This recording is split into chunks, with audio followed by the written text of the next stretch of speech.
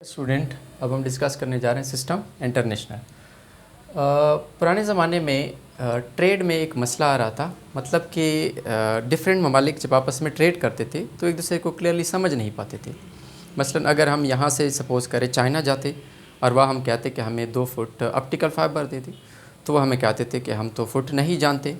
In the same में अगर हम यहाँ से इंग्लैंड जाते और हम वहाँ कहते कि हमें 2 केजी केक दे दे, तो वहाँ हमें कहते थे कि हम तो केजी नहीं जानते, हम तो पाउंड जानते हैं। तो इस मसले को हल करने के लिए पूरी दुनिया के साइंसदानों ने 1960 में कॉन्फ्रेंस मुनक्कद हुई साइंसदानों की और वेट एंड मेजरमेंट के हवाले से, और उन्होंने डिसाइड किया कि हमें एक ऐसे सिस्टम की ज़रूरत है कि जो टाइम के साथ बदले ना और पूरे दुनिया में वैलिड हो, इंटरनेशनली वैलिड। हमें एक ऐसे सिस्टम की ज़रूरत है। और फिर उन साइंसदानों ने क्वांटिटीज़ को 2 कैटेगरी में डिवाइड किया, बेस क्वांटिटीज़, बेस यूनिट, और डिराइव्ड यूनिट। यूनिट को 2 कैटेगरी में डिवाइड किया। बेस क्वांटिटीज़ की यूनिट को नाम दिया गया बेस यूनिट, जैसे मीटर जो कि लेंथ का यूनिट है, और केल्विन जो कि टेम्परेचर का यूनिट है। और डिराइव्ड क्वांटिटीज़ की यूनिट को नाम दिया गया डिराइव्ड यूनिट, जैसे एरिया एक डिराइव्ड क्वांटिटी है और उसका यूनिट मीटर स्क्वायर, और इन द सेम में स्पीड एक डिराइव्ड क्वांटिटी है और इसका यूनिट मीटर पर सेकेंड। इसी के साथ हम डिस्कस कर लेते हैं प्रीफिक्सेस।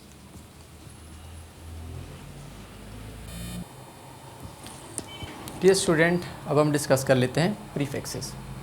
प्री का मतलब है फर्स्ट एंड फिक्स का मतलब है एडिट। तो ये एक वर्ड होता है या एक लेटर होता है या एक सिंबल होता है कि जिसको हम एक्स फिक्स करते हैं, मतलब कि लगाते हैं कहाँ, इससे यूनिट से पहले एडिट करते हैं, इससे यूनिट से पहले लगाते हैं। और क्यों लगाते हैं? क्योंकि फ़िज़िक्स में हमारा वास्ता पड़ता है बहुत स्मॉल रीडिंग के स्मॉल मेजरमेंट के साथ भी, और बहुत लॉन्ग मेजरमेंट बड़ी कुछ चीज़ों के साथ मेजरमेंट के साथ भी हमारा वास्ता पड़ता है। फॉर एग्ज़ाम्पल, हम पेपर के पेज के वेड्थ को भी मेयर करना पसंद करते हैं, या एटम के साइज़ को भी मेयर करना पसंद करते हैं, या यहाँ से मून तक का डिस्टेंस भी मेयर करना पसंद करते हैं। तो इन सब चीज़ों में या तो हमारा वास्ता स्मॉल रीडिंग के साथ पड़ता है या बहुत लार्ज रीडिंग के साथ पड़ता है। तो उन स्मॉल या लार्ज रीडिंग को हम आसानी के साथ एक सिंबल के फॉर्म में लिख लेते हैं, और उन सिंबल को कि जो हमने डिज़ाइन किए हैं प्रॉपर, उसको हम नाम देते हैं प्रीफिक्सेस। एक एग्जांपल से समझ लेते हैं। फॉर एग्जांपल, ये मेरे पास एक रीडिंग है कि 0.503 मीटर। अब अगर मैं इसको प्रीफिक्स के फॉर्म में लिखूं तो उसके लिए मुझे पहले साइंटिफिक नोटेशन में इसको कन्वर्ट करना पड़ेगा, जबकि साइंटिफिक नोटेशन में कैसे कन्वर्ट करते हैं ये हम इंशाल्लाह नेक्स्ट लेक्चर में इस पर बात करेंगे। तो मैंने साइंटिफिक नोटेशन में इसको कन्वर्ट करके इसको ऐसे लिखा 3 × 10⁻⁻⁶ मीटर। अब यहाँ पर ये जो 10⁻⁻⁶ है, ये इसको हम नाम देते हैं प्रीफिक्स, कि जो कि माइक्रो के बराबर है। ये माइक्रो है और ये एज अ प्रीफिक्स यूज़ हुआ है क्योंकि ये मीटर ऐसा यूनिट है, उससे पहले यहाँ पर यूज़ हुआ है।